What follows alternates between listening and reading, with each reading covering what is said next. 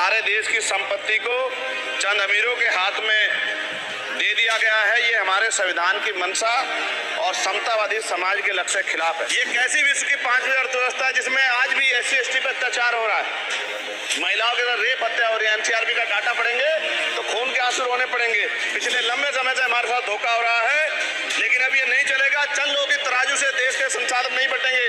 इस देश का बहुजन समाज बर्दाश्त नहीं करेगा। संसाधन का बंटवारा संख्या के आधार पर होगा कि 1 लाख रुपए सालाना बहुजन समाज के अत्यंत गरीब परिवारों को दे। 10 लाख करोड़ रुपए खर्च होंगे कि यहाँ बाहर बाबा साहब अम्बेडकर की मूर्ति लगी हुई थी। वो करोड़ों लोगों की आस्था से जुड़ा विषय है। जिस दिन अम्बेडकरवादी गुस्सा हो जाएगा, वो फिर इस सरकार को जो 24 में आ गई है, वो आने वाले चुनाव में ऐसा सबक सिखाएगा कि दोबारा पलट के नहीं देख पाओगे। बहुत बहुत धन्यवाद आपका।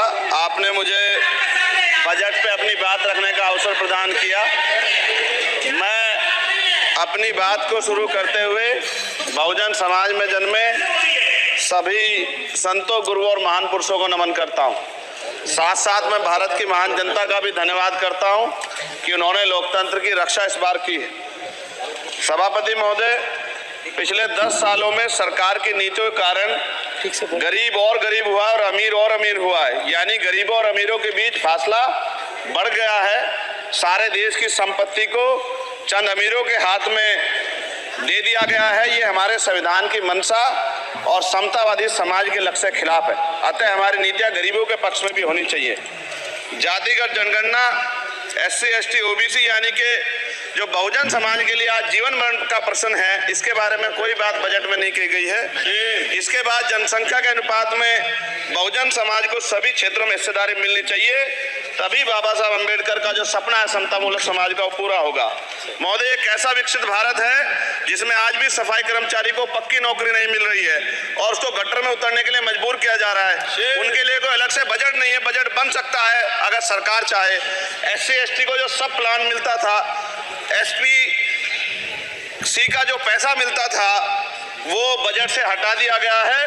साथ साथ देश के स्तर पे आशा, आंगनबाड़ी, भोजन माता, ग्राम सेवक, PRD जवान, होमगार्डों के मानदेय में बढ़ोतरी नहीं हुई है। ऐसा कुछ भी नहीं दिख रहा है कि उनके जीवन में खुशहाली आ जाए। इनका मानदेय बढ़ना चाहिए। विधवा, वृद्धा, विकलांग पेंशन प्रत्येक महीने 500 रुपए से बढ़ाकर 5000 रुपए की जानी चाहिए, क्योंकि महंगाई बढ़ रही है। देश में प्रधानमंत्री जन कल्याण योजना के तहत SC ST OBC और मुस्लिम को कितने घर दिए गए, इसका कोई आंकड़ा सरकार के पास नहीं है। देश में इसी तरह SC ST OBC के लिए कितने परिवारों को शौचालय की व्यवस्था कराई गई।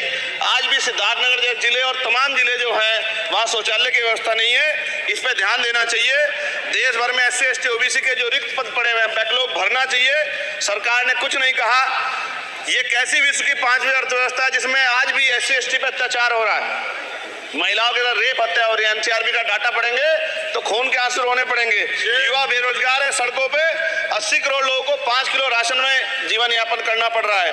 जो बजट SC ST को मिलता है, मेरे दाएं तरफ जो साथी बैठे उनको बुरा लगेगा, कर्नाटक में 14,732 करोड़ रुपए इन्होंने दूसरी योजना में लगा दिए और मध्य प्रदेश में आपने 95 करोड़ रुपए जो है दूसरे बजट में लगा दिए। हमारा जो मिलता है उसको तो मत छीनो भाई।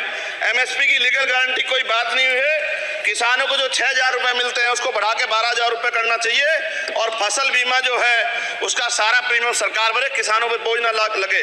रिजर्वेशन ही प्रमोशन में लागू नहीं किया गया, पुरानी पेंशन को बहाल नहीं किया गया, इस पर चर्चा नहीं हुई। देश में मनरेगा समय न्यूनतम मजदूरी की दर 700 रुपए होनी चाहिए। समान काम समान वेतन पॉलिसी लागू होनी चाहिए। जो रसोई की चिंता करते हुए 500 रुपए प्रति सिलेंडर से ज्यादा के दाम नहीं होने चाहिए, जो महिलाओं को राहत मिल सके। बिजली के दामों में भी कमी होनी चाहिए। बेरोजगार युवाओं को 5,000 रुपए भत्ता मिलना चाहिए, जो बेरोजगार युवा जो है अपनी पढ़ाई या अपना खर्चा उठा सके। मैं अपने क्षेत्र के विषय में महोदय आपसे कहना चाहता कि पश्चिम यूपी में नगीना में एक एम्स बनना चाहिए, एक IIT बननी चाहिए, एक IIM बनना चाहिए।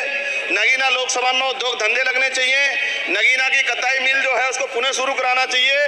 RRTC जो योजना है सरकार की, उसको मेरठ से आगे बढ़ाकर मुजफ्फरनगर, सहारनपुर से नजीबाबाद नगीना होते हुए उसको नगीना तक ले जाना चाहिए। साथ साथ नजीबाबाद से मुंबई के लिए एक ट्रेन चलनी चाहिए।